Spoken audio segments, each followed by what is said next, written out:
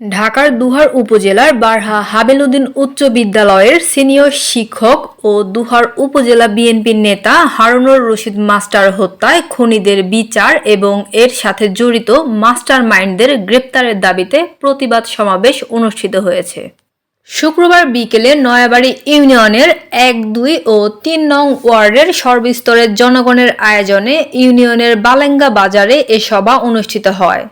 Nayabari union বিএনপির সাবেক সভাপতি আব্দুল হাই হারেস মাতবরের সভাপতিত্বে এ সময় উপস্থিত ছিলেন আব্দুল মান্নান, লাবলু মোল্লা, জামাল ব্যাপারী, আব্দুর রাজ্জাক, ডাক্তার ইলাম উদ্দিন, ইয়ার আলী মেম্বার, শফি উদ্দিন, সোনাই মেম্বার, আবু বক্কর সিদ্দিক বাবু, তুতা মোল্লা, মশিউর রহমান রিপন, জাহাঙ্গীর চোকদার, সেলিম রেজা, মনির মোল্লা, ওয়াসিম মোল্লা, মজনু মিয়া, সাকিব হোসেন ফরিদ, ফিরোজ আলম, সবুজ মোল্লা, লিটন হোসেন কালু, সোহেল রানা, সেন্টু সহ আরো অনেকে।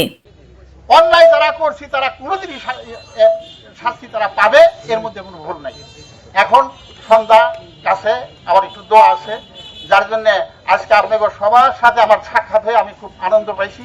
আশা করি ভবিষ্যতে আপনারা এই বিএনপি সংগঠনের সাথে থাকবেন এবং এই দেশে কোনো অন্যায় অত্যাচার আমরা হতে দেব না।